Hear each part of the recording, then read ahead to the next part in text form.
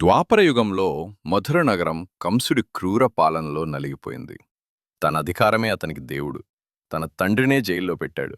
తన చెల్లెలు దేవకి అంటే అతనికి అపారమైన ప్రేమ. ఆమె వివాహ సమయంలో తానే రథం నడిపాడు. కాని ఒక్కసారిగా ఆకాశవాణి వినిపించింది. దేవకి 8వ సంతానమే నీ మృత్యువు.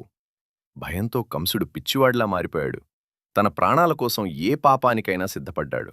దేవకి వాసుదేవులను జైల్లో బంధించాడు.